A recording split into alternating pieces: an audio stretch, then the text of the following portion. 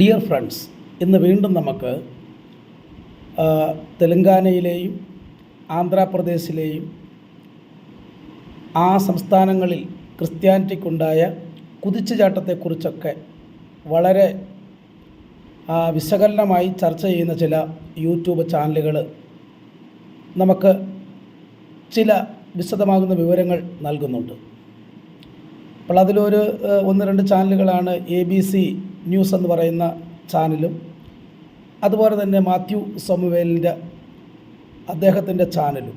ഈ 2 ചാനലുകളും തെലങ്കാനയിലെ ഗവൺമെൻറ്റിൻ്റെ സെൻസസ് പ്രകാരം ക്രിസ്ത്യാനിറ്റിക്കുണ്ടായ വലിയ ഒരു വളർച്ചയെക്കുറിച്ച് ഈ 2 ചാനലുകളും ആധികാരികമായി ചർച്ച ചെയ്തിട്ടുണ്ട് എന്നുള്ളതാണ്.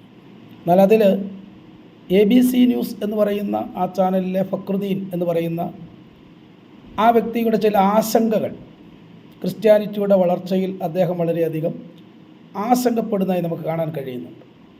എന്നാലും മാത്യു സാമുവേൽ എന്ന് പറയുന്ന ആ വ്യക്തി വളരെ പോസിറ്റീവായി, അദ്ദേഹം ഒരു ക്രിസ്ത്യാനി ആയതുകൊണ്ടായിരിക്കാം, അദ്ദേഹം വളരെ പോസിറ്റീവായി അതിനെക്കുറിച്ച് സംസാരിക്കുന്നു. എന്നാൽ ഫക്രുദ്ദീൻ അലി എന്ന് പറയുന്ന ആ വ്യക്തിയുടെ സംസാരത്തിൽ നമുക്ക് മനസ്സിലാകുന്നത് ക്രിസ്ത്യാനിറ്റി ഇന്ത്യൻ സനാതനധർമ്മത്തിന് ഒരു വെല്ലുവിളിയാണ്. 50 വർഷത്തിനകം 25 വർഷത്തിനകം ക്രിസ്ത്യാനിറ്റി ഇന്ത്യയിലെ ഏറ്റവും വലിയ ഒരു മതമായി മാറുമെന്നും ഈ സനാതനധർമ്മം ഒരു പാഴ്സി മതമോ അതുപോലെ ജൈനസമോ ബുദ്ധിസമോ ഒക്കെ പോലെ ഒരു കോണിൽ ഒതുങ്ങിപ്പോകുമെന്ന് അദ്ദേഹം ആശങ്കപ്പെടുന്നതായി കാണാൻ കഴിയുന്നുണ്ട്. നമ്മൾ ഈ തെലങ്കാനയിലെ ഉണർവിനെക്കുറിച്ച് നേരത്തെ ഒരു വീഡിയോ ഞാൻ ചെയ്തിരുന്നു. എന്നാൽ വളരെ വ്യത്യസ്തമാകുന്ന ചില കാര്യങ്ങളെ കൂടി അതിനോടൊപ്പം ഞാൻ ഓർപ്പിക്കുവാനായിട്ട് ആഗ്രഹിക്കുകയാണ്. തെലങ്കാനയിൽ 7 വർഷക്കാലം സുവിശേഷ പ്രസംഗകനായും അതുപോലെ സ്കൂളിലെ ടീച്ചറായിട്ടൊക്കെ വർക്ക് ചെയ്ത ഞാൻ ആ സംസ്ഥാനത്തിൻ്റെ ആ ക്രിസ്ത്യാനിറ്റിയുടെ വളർച്ചയെക്കുറിച്ച് ഈ 2014 മുതൽ 21 വരെ അവിടെ നിന്നുകൊണ്ട് അതിനെക്കുറിച്ച് ആധികാരികമായി മനസ്സിലാക്കിയൊരു വ്യക്തിയാണ് ഞാൻ. അപ്പോൾ ഒരു 7 വർഷക്കാലവും ആ തെലങ്കാനയിൽ ഞാൻ കൺവെൻഷൻ പ്രീച്ചറായിട്ട് അനേക സ്ഥലങ്ങൾ, അനേക സ്റ്റേജുകളിൽ ഞാൻ സുവിശേഷം പ്രസംഗിച്ചിട്ടുണ്ട്. അപ്പോൾ അവിടെയുള്ള ഈ ആദിവാസി സമൂഹങ്ങൾ, അതുപോലെ OBC കമ്മ്യൂണിറ്റികൾ, പിന്നെ മറ്റ് SC/ST ഗ്രൂപ്പുകളൊക്കെ അനേക ആളുകൾ ഈ ക്രിസ്തുവിങ്കലേക്ക് ആകൃഷ്ടരായി, ഇല്ലെങ്കിൽ ക്രിസ്ത്യാനിറ്റി അവർ സ്വീകരിച്ചുകൊണ്ട് കടന്നു വരുന്ന കാണാൻ കഴിഞ്ഞിട്ടുണ്ട്. അപ്പോൾ നമ്മൾ ഈ ആന്ധ്രയും തെലങ്കാനയും എടുത്ത് നമ്മൾ പഠിക്കുമ്പോൾ വളരെയധികം ജാതീയതയുടെ ഒരു അവസ്ഥ ഇപ്പോഴും നിലകൊള്ളുന്ന 2 സ്റ്റേറ്റുകളാണെന്ന് എനിക്ക് മനസ്സിലായിട്ടുണ്ട്. കാരണം ഇന്ത്യയിലെ വിവിധ സ്റ്റേറ്റുകളിൽ ഞാൻ താമസിച്ചിട്ടുണ്ട്. ജമ്മുവിൽ താമസിച്ചിട്ടുണ്ട്, പഞ്ചാബ്, UP, മധ്യപ്രദേശ്, ഛത്തീസ്ഗഡ്, കേരളം, ആന്ധ്ര, തെലങ്കാന, അതുപോലെ ഡൽഹിയിലും കുറച്ച് സമയങ്ങളിലൊക്കെ ഉണ്ടായിരുന്നു. അപ്പോൾ ഇവിടെയൊക്കെ വെച്ച് നോക്കുമ്പോൾ ഏറ്റവും കൂടുതൽ ഈ ജാതീയത നിലനിൽക്കുന്ന ഒരു സംസ്ഥാനങ്ങളാണ് തെലങ്കാനയും ആന്ധ്രാപ്രദേശും. ഈ താഴേക്കിടയിലുള്ള ഇല്ലെങ്കിൽ ആദിവാസികൾ, SC/ST കമ്മ്യൂണിറ്റിക്കൊക്കെ വളരെയധികം ആ സമൂഹത്തിൽ പിന്നെ അവർക്ക് മുന്നോട്ട് കടന്നു വരാൻ കഴിയത്തില്ലാത്ത രീതിയിലുള്ള അനേക സാഹചര്യങ്ങൾ അവിടെ ഉണ്ട് എന്നുള്ളതാണ്. അത് ഞങ്ങളുടെ ചർച്ചിലൊക്കെ ഈ പോലീസ് ഓഫീസേഴ്സ് അതുപോലെ തന്നെ മറ്റു ഉദ്യോഗസ്ഥരൊക്കെ നമ്മുടെ ചർച്ചിലുണ്ട്. അത് എസ്പെഷ്യലി അവർ ആദിവാസികളായിരിക്കും, അല്ലെങ്കിൽ SC/ST കമ്മ്യൂണിറ്റിയിൽ നിന്നുള്ളവരായിരിക്കും. അപ്പോൾ ഇവർ അവിടുത്തെ വലിയ ഉദ്യോഗസ്ഥരാണെങ്കിലും, SI ആണെങ്കിലും, പോലീസാണെങ്കിലും, അതുപോലെ മറ്റേതെങ്കിലും ഒരു ഗവൺമെൻറ് സർവൻ്റ് ആണെങ്കിലും ഉയർന്ന ജാതിക്കാരിൽ നിന്നും അനേക തരത്തിലുള്ള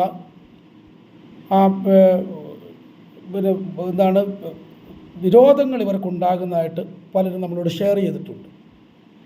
അപ്പോൾ അങ്ങനെയുള്ള ആ ഒരു സാഹചര്യം നിലനിൽക്കുമ്പോൾ അനേക താഴ്ന്ന ജാതിക്കാരാകുന്ന ആളുകൾ, ഞാനവിടെ നിൽക്കുമ്പോഴാണ് 2016 ചില ഉദ്യോഗസ്ഥന്മാർ ആത്മഹത്യ ചെയ്യുക വരെ ഉണ്ടായി. കാരണം ഇപ്രകാരമുള്ള ജാതീയപരമാകുന്ന വ്യത്യാസങ്ങൾ അവിടെ ഉള്ളതുകൊണ്ട് മേൽ ജാതിക്കാരാകുന്ന ഉദ്യോഗസ്ഥന്മാരിൽ നിന്നും ഏറ്റ അവർക്കുണ്ടായ ആ വിരോധം നിമിത്തം അവരെന്ത് ചെയ്യണം, ആത്മഹത്യ ചെയ്യുന്ന സിറ്റുവേഷൻ വരെ അവിടെ ഉണ്ടായിട്ടുണ്ട് എന്നുള്ളതാണ്. അപ്പോൾ അങ്ങനെ ജാതീയതയുടെ ഒരു വലിയ ഒരു പ്രഭാവം ഇപ്പോഴും നിലനിൽക്കുന്ന സ്റ്റേറ്റുകളാണ് ഈ ആന്ധ്രാപ്രദേശും തെലുങ്കാന എന്ന് പറയുന്നത്. അത് ഈ ആന്ധ്രയും തെലുങ്കാനയും വേർപിരിയുന്നത് തന്നെ, ഇല്ലെങ്കിൽ അത് ഡിവൈഡ് ആകുന്നത് തന്നെ ചില ആര്യ അതുപോലെ തന്നെ ദ്രവീഡിയ ഒരു സംഘർഷം അവിടെ ഉണ്ട് എന്നുള്ളതാണ്. അത് തെലുങ്കാനയിലെ ഹിസ്റ്ററി പുസ്തകത്തിൽ ഫോർമേഷൻ ഓഫ് തെലുങ്കാന എന്ന് പറയുന്ന ഒരു പാഠമുണ്ട്. അപ്പോൾ ഞാനൊരു ഹിസ്റ്ററി ടീച്ചറാണ്, അതുകൊണ്ട് ഞാൻ അതിൻ്റെ ആ പുസ്തകം ഞാൻ പഠിപ്പിച്ചിട്ടുണ്ട്. അപ്പോൾ അവിടെ എഴുതിയിരിക്കുന്നു പറഞ്ഞു കഴിഞ്ഞാൽ ഈ കോസ്റ്റൽ ഏരിയയിലുള്ളവർ ഒരാര്യ മനോഭാവമുള്ളവരും സാൻസ്ക്രിറ്റ് സംസ്കാരത്തെ ഇല്ലെങ്കിൽ സംസ്കൃത സംസ്കാരത്തെ ഉയർത്തിപ്പിടിക്കുന്നവരുമാണ്. എന്നാൽ മറിച്ച് തെലുങ്കാനയിലുള്ളവർ ഒരു ആദിവാസി ലംബാഡി എന്ന് പറയുന്ന കമ്മ്യൂണിറ്റിയാണ് കൂടുതലുള്ളത്. ലംബാഡി കമ്മ്യൂണിറ്റിയാണ്. അപ്പോൾ അവർ മലയോര മേഖലകളിൽ താമസിക്കുന്നവരാണ്. അപ്പോൾ ഇവർ തമ്മിലുള്ളൊരു ഫൈറ്റിങ് കാലങ്ങളായിട്ട് നിലനിന്നത് കൊണ്ടാണ് ഈ തെലുങ്കാനയ്ക്കൊരു ഡിവിഷൻ വരെ ഉണ്ടാകുന്നത്. തെലുങ്കാന ഡിവൈഡ് ചെയ്യാൻ പോകുന്നത്. അപ്പോൾ അതിൻ്റെ സ്റ്റേറ്റിൻ്റെ അകത്ത് തന്നെ ഒരു 20 അംഗ കമ്മ്യൂണിറ്റി ഇല്ലെങ്കിൽ ഒരു കൗൺസിൽ വേറെ ഉണ്ടായിരുന്നു. അപ്പോൾ അന്ന് ഇത് ഒന്നിച്ച് നിൽക്കുന്ന സമയത്ത് ആന്ധ്രാപ്രദേശിലെ ഗവൺമെൻറ് ഒരു പ്രത്യേക കൗൺസിൽ മെമ്പേഴ്സ് 20 അംഗ കൗൺസിലിനെ ഈ തെലുങ്കാനയുടെ പ്രവർത്തനങ്ങളെ ഏകോപിപ്പിക്കാൻ വേണ്ടി ആ നിയമസഭയിൽ അവർ ആ കൗൺസിലിനെ ആക്കി വെച്ചു എന്നുള്ളതാണ്. അപ്പോൾ ഇതൊക്കെ എന്ന് പറഞ്ഞു കഴിഞ്ഞാൽ ഈ ആര്യ ദ്രവീഡിയ ആ ഒരു സംഘട്ടനം അവരുടെ ഇടയിൽ എന്താണ് പരോക്ഷമായി നിലകൊണ്ടു എന്നുള്ളതാണ്. അപ്പം ഈ തെലുങ്കാനയുടെ നല്ല ഭാഗവും കോസ്റ്റൽ ഏരിയക്കാർ കൈയടക്കുന്നു. അങ്ങനെ എന്താണ് അതൊരു വലിയ പ്രശ്നത്തിലേക്ക് കടന്നു വന്നിട്ട് അവിടെയുള്ളവർക്ക് തെലുങ്കാനക്കാരെ ജോലിയിൽ നിന്നും മാറ്റി നിർത്തുന്നു. അവരുടെ എക്സാമുകളിൽ വേണ്ട പ്രാതിനിധ്യം കൊടുക്കുന്നില്ല. അങ്ങനെയുള്ള ഒരുപാട് തർക്കങ്ങളും പ്രശ്നങ്ങളും അവിടെ ഉണ്ടാകുന്നുണ്ട്. പിന്നീടാണ് 12 വർഷക്കാലം തെലുങ്കാനയിൽ റെസിഡൻഷ്യലായി താമസിക്കുന്ന ആൾക്ക് മാത്രമേ അവിടെ ജോലി കൊടുക്കാവുള്ളൂ, അവിടെ സ്ഥലം വാങ്ങിക്കാൻ പറ്റുള്ളൂ, വീട് പണിയാൻ പറ്റുള്ളൂ എന്നുള്ള നിയമങ്ങളൊക്കെ അവിടെ കൊണ്ടുവരുന്നുണ്ട്. അപ്പോൾ അങ്ങനെയുള്ള ഒരു സിറ്റുവേഷൻ നിലനിൽക്കുന്നൊരു സംസ്ഥാനമാണ് ഈ ആന്ധ്രയും തെലുങ്കാനയും എന്ന് പറയുന്നത്. ജാതിപരമാകുന്ന അനേക തരത്തിലുള്ള പ്രശ്നങ്ങളുണ്ട്. കാസ്റ്റ് ഡിസ്ക്രിമിനേഷൻ ഇപ്പോഴും നിലകൊള്ളുന്ന സംസ്ഥാനങ്ങളാണിത്. കാരണം ഒരു വീട് കിട്ടണമെങ്കിൽ ക്രിസ്ത്യാനിയാണോ അല്ലെങ്കിൽ മുസ്ലിമാണോ എന്നൊക്കെ എടുത്തു ചോദിക്കും അവർ. അങ്ങനെ വളരെയധികം ഞാനവിടെ അനേക വീടുകൾ എടുക്കുന്നതിന് വേണ്ടി, അനേക ടീച്ചേഴ്സിന് വേണ്ടി ഒക്കെ എടുക്കുന്നതിന് വേണ്ടി നമ്മൾ ശ്രമിക്കുമ്പോൾ അവരാദ്യം ചോദിക്കും നിങ്ങൾ ക്രിസ്ത്യാനികളാണോ, അങ്ങനെയാണെങ്കിൽ നമുക്ക് വീട് കിട്ടത്തില്ല എന്ന് പറഞ്ഞാൽ ക്രിസ്ത്യാനികൾ താഴ്ന്ന കമ്മ്യൂണിറ്റിക്കാരാണെന്നൊരു തോന്നൽ അവരുടെ ഇടയിൽ ഉണ്ടായിരുന്നുള്ളതാണ്, ആദിവാസി കമ്മ്യൂണിറ്റിയൊക്കെ. എന്നാൽ ഇപ്പോൾ നമ്മൾ തെലുങ്കാനയുടെ ചരിത്രം പഠിക്കുമ്പോൾ ഈ ആദിവാസികളോ SC/ST കമ്മ്യൂണിറ്റിയേക്കാൾ ഉപരിയായി വലിയ ഒരു കൂട്ടം ഈ റെഡ്ഡി കമ്മ്യൂണിറ്റിയിൽ നിന്ന്, റാവു കമ്മ്യൂണിറ്റിയിൽ നിന്നൊക്കെ എന്താണ് ക്രിസ്ത്യാനിറ്റിയിലേക്ക് ഇങ്ങനെ കൺവേർട്ടഡ് ആവുന്നുണ്ട്. അപ്പോൾ ഇതൊക്കെ എന്ന് പറഞ്ഞു കഴിഞ്ഞാൽ സാമ്പത്തികപരമാകുന്ന ഒരു സഹായം കൊണ്ടോ മറ്റ് തരത്തിലുള്ള ഹെൽപ്പുകൾ അവർക്ക് ലഭിക്കുന്നത് കൊണ്ടോ അല്ല അവരിതിലേക്ക് കൺവേർട്ട് ആകുന്നത്. അപ്പോൾ മിഷനറി പ്രവർത്തനങ്ങൾ വളരെയധികം നടക്കുന്ന ഒരു സംസ്ഥാനമാണ് ആന്ധ്രാപ്രദേശ്, തെലുങ്കാനയൊക്കെ. കാരണം എന്ന് പറഞ്ഞു കഴിഞ്ഞാൽ അവിടെ ഭരിച്ചുകൊണ്ടിരുന്നത് BRS ഗവൺമെൻറ്റായിരുന്നു. അപ്പോൾ ആ ഗവൺമെൻറ്റിന് എന്താണ് ഇപ്പോൾ ആ ക്രിസ്ത്യാനിറ്റി എതിർക്കുന്നൊരു മനോഭാവം ഉണ്ടായിരുന്നില്ല.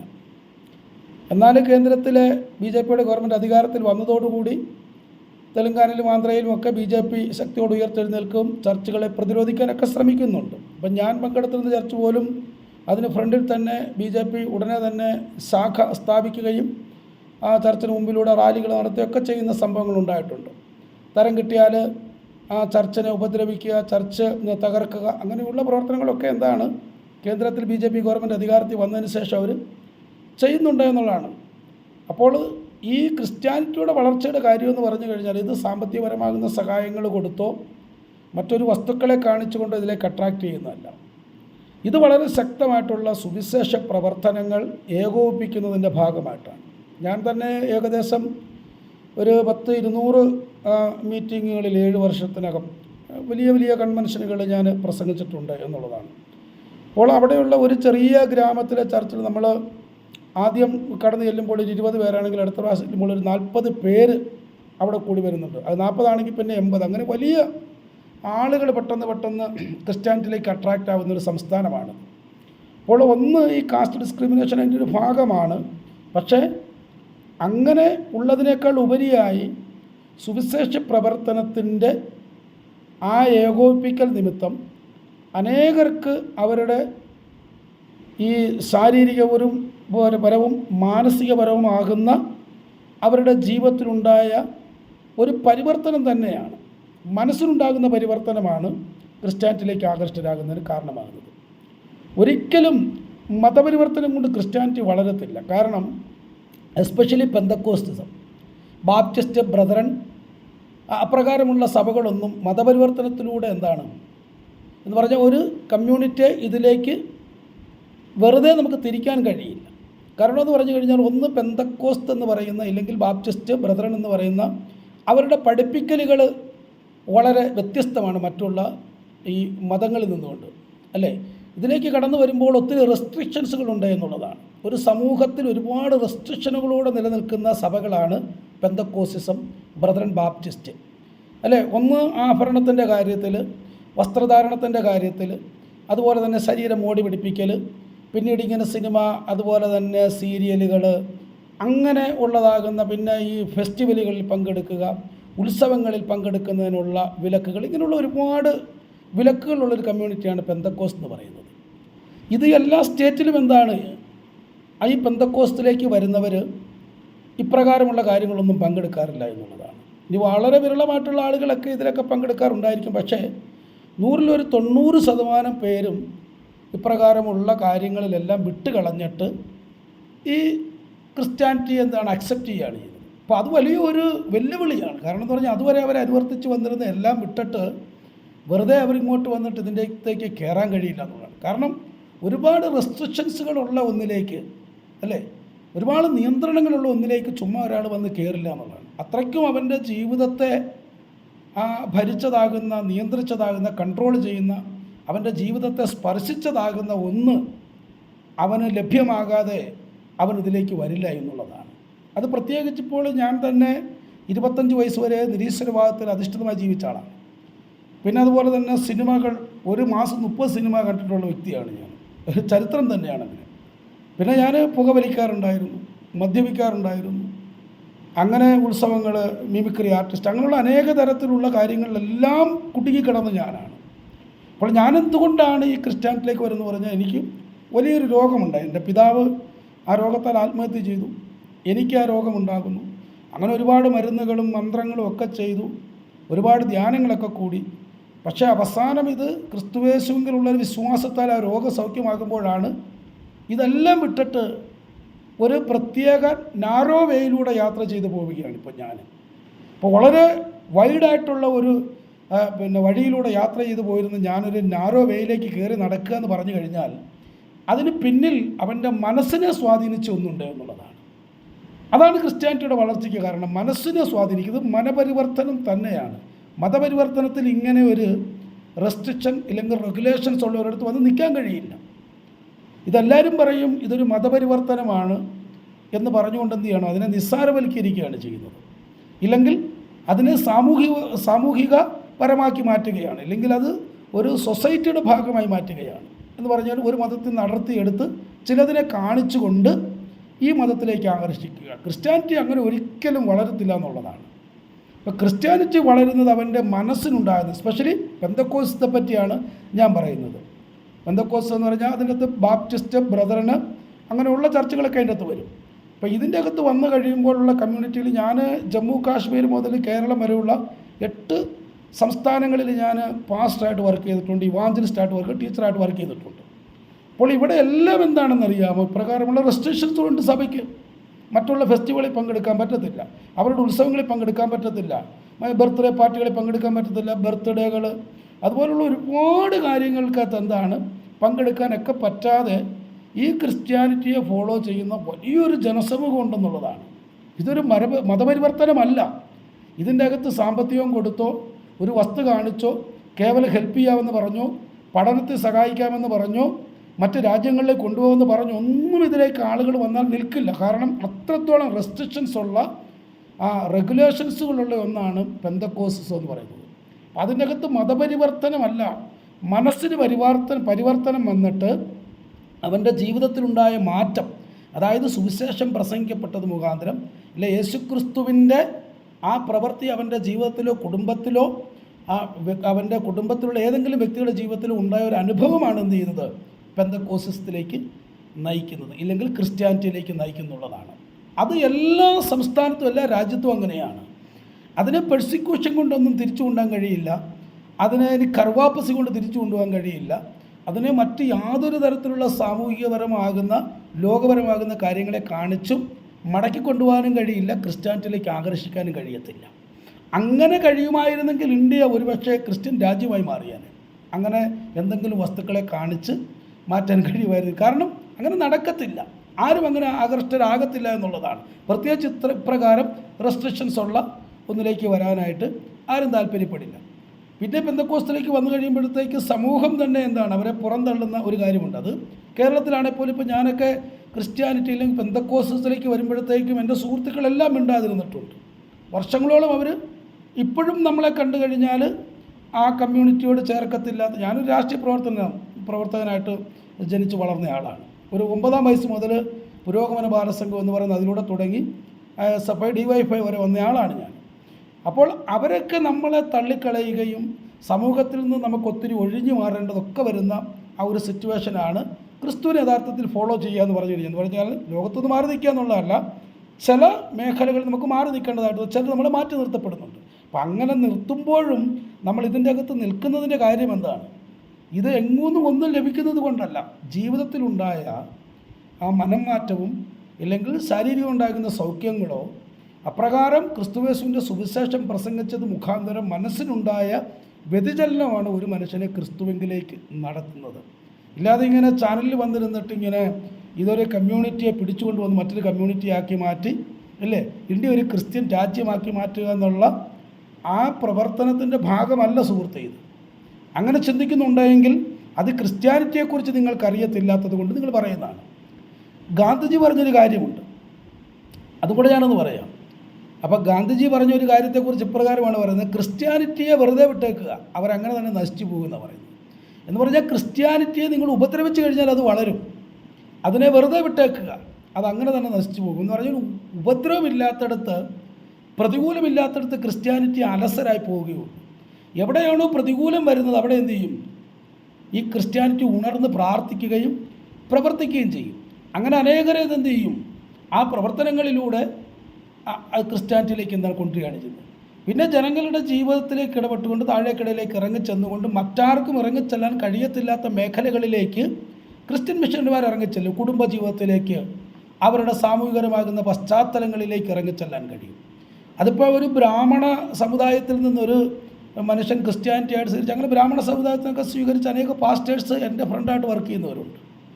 ബ്രാഹ്മണന്മാരായിട്ടുള്ള പാസ്റ്റേഴ്സുണ്ട്, ക്ഷത്രിയ പാസ്റ്റേഴ്സുകളുണ്ട്, ക്ഷത്രിയ വംശത്തിൽ നിന്നുള്ള സമുദായത്തിൽ നിന്ന് വന്നവരുണ്ട്. അതുപോലെ തന്നെ വൈശ്യ സമുദായത്തിൽ നിന്നുള്ള പാസ്റ്റേഴ്സ് എൻ്റെ കൂട്ടുകാരായിട്ടുണ്ട്. ശൂദ്രന്മാരുണ്ട്, SC/ST-കാരുണ്ട്. അങ്ങനെ ഇന്ത്യയിൽ ഏറ്റവും വലിയ കമ്മ്യൂണിറ്റി ഉള്ള പാസ്റ്റേഴ്സും അവർ ക്രിസ്ത്യാനിറ്റി ആയിക്കഴിഞ്ഞാൽ അവർ പ്രവർത്തിക്കുന്നത് ഈ ആദിവാസികളിടയ്ക്ക് വരുന്ന അവർ ആഹാരം കഴിക്കും, അവരോട് കൂടെ ഇരിക്കും, അവരോട് സംസാരിക്കും, അവരുടെ വീട്ടിൽ പോകും. അപ്പോൾ ഒരു പാത്രത്തിൽ നിന്ന് എടുത്ത് കഴിക്കും. ബ്രാഹ്മണർ ആദിവാസികളുടെയിൽ എന്താണ് പിന്നെ ആഹാരം കഴിക്കാറുണ്ട്. എനിക്കറിയാവുന്ന ഒരു ആദിവാസി പാസ്റ്ററുണ്ട്, അദ്ദേഹത്തിൻ്റെ സഭയിൽ 10ഓളം ബ്രാഹ്മണർ വിശ്വാസികളായിരിപ്പുണ്ടായിരുന്നു. ഞാൻ അദ്ദേഹത്തിൻ്റെ കൂടെ ഒരു 6 മാസക്കാലം പ്രവർത്തിക്കാനുള്ള അവസരം എനിക്കുണ്ടായി. അപ്പം 10ഓളം ബ്രാഹ്മണർ അവിടെ ആദിവാസിയാകുന്ന വ്യക്തിയുടെ സഭയിൽ മെമ്പറായിട്ടിരിക്കുകയാണ്. അപ്പം അങ്ങനെ ഈ സമൂഹത്തിലേക്ക് കടന്നു വരുന്നവർ അവരുടെ എല്ലാ രീതിയിലുമുള്ള ആ ജീവിതത്തിലൊരു വ്യതിയാനം വരുന്നത് കാണുമ്പോൾ മറ്റുള്ളവർക്ക് ഇതിലേക്ക് വരാൻ തോന്നും. അപ്പം അങ്ങനെയാണ് ക്രിസ്ത്യാനിറ്റി എന്ത് ചെയ്യുന്നത്? ഈ ആളുകളുടെ ജീവിതത്തെ ബാധിക്കുന്ന പ്രശ്നങ്ങളെ എന്ത് ചെയ്യുകയാണ്?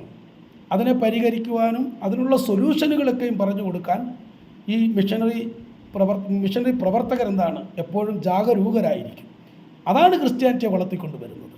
ക്രിസ്തുവിൻ്റെ സുവിശേഷം എല്ലായിടത്തും പ്രസംഗിക്കപ്പെടും.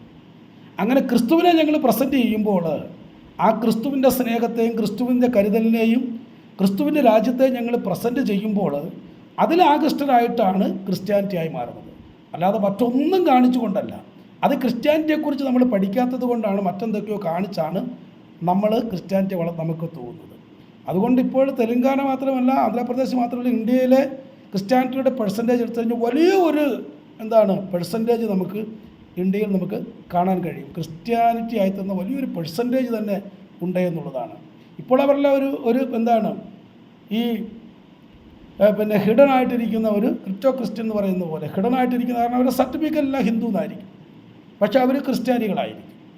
എന്നാൽ ഈ തെലങ്കാന, ആന്ധ്രാപ്രദേശ് പോലെ അവിടെയും ഗവൺമെൻറ് ഓപ്പണായിട്ടുള്ള ഒരു സെൻസസ് എടുത്തിട്ട് നിങ്ങൾക്ക് നിങ്ങളുടെ മതത്തെ പറയാം, അവിടെ യാതൊരു തരത്തിലുള്ള പണിഷ്മെൻറ്റുകളൊന്നും ഉണ്ടാകത്തില്ലെന്ന് എല്ലാ സർക്കാരുകളും അങ്ങനെ ഒരു ഡിക്ലറേഷൻ പുറപ്പെടുവിച്ചുകൊണ്ട് സെൻസസ് എടുത്ത് നോക്കട്ടെ. ഇന്ത്യ തന്നെ ഞെട്ടിപ്പോകുന്ന രീതിയിൽ ക്രിസ്ത്യാനിറ്റിയുടെ വളർച്ച ഉണ്ടായിട്ടുണ്ട് എന്നുള്ളതാണ്. കഴിഞ്ഞ 25-30 വർഷത്തിന് ഉള്ളിൽ അങ്ങനെ ഉണ്ടായിട്ടുണ്ട് എന്നുള്ളതാണ്. അത് തീർച്ചയായിട്ടും നമുക്ക് മറഞ്ഞിരിക്കുന്ന കാര്യമല്ല, എല്ലാ ഗവൺമെൻറ്റുകൾക്കും അറിയാം. നോർത്തിലോട്ടൊക്കെയുള്ള എല്ലാ ചാനലുകളും നിരന്തരം ഡിസ്കസ് ചെയ്യുന്നതാണ്. പഞ്ചാബ്, അതുപോലെ ഛത്തീസ്ഗഡിൽ, ഒറീസയിലൊക്കെ ഉണ്ടാകുന്ന ആ മത ഇല്ലെങ്കിൽ ആ ഉണർവിനെക്കുറിച്ചും മതപരിവർത്തനത്തെക്കുറിച്ചൊക്കെ നിരന്തരം ചർച്ച ചെയ്യുന്നതാണ്. അപ്പോൾ ഇതൊക്കെ എന്ന് പറഞ്ഞു കഴിഞ്ഞാൽ ബിബ്ലിക്കലാണ്, ഇത് ദൈവികമാണ്, ഇത് മാനുഷികമല്ല എന്ന് ആദ്യം തിരിച്ചറിയേണ്ടിയിരിക്കുന്നു. അതുകൊണ്ട് ഇതിനെ എതിർത്ത് തോൽപ്പിക്കുവാനോ അടിച്ചമർത്തുവാനോ കഴിയുകയില്ല. അതിങ്ങനെ വളർന്ന് മുമ്പോട്ട് പോയിക്കൊണ്ടേയിരിക്കും. ഇത് നാം തിരിച്ചറിയേണ്ടതാണ് യഥാർത്ഥത്തിൽ. അപ്പോൾ എവിടെയാണ് സുവിശേഷം പ്രസംഗിക്കപ്പെടുന്നത്, ക്രിസ്തുവിനെ പ്രസംഗിക്കപ്പെടുന്നത്, അവിടെ ക്രിസ്ത്യാനിറ്റി വളരുക തന്നെ ചെയ്യും. അതാണ് ഇന്ത്യയിലും ഈ തെലങ്കാനയിലും ആന്ധ്രാപ്രദേശിലും എല്ലാം സംഭവിച്ചുകൊണ്ടിരിക്കുന്നത്. ഇതാണ് ഇതിൻ്റെ സത്യാവസ്ഥ.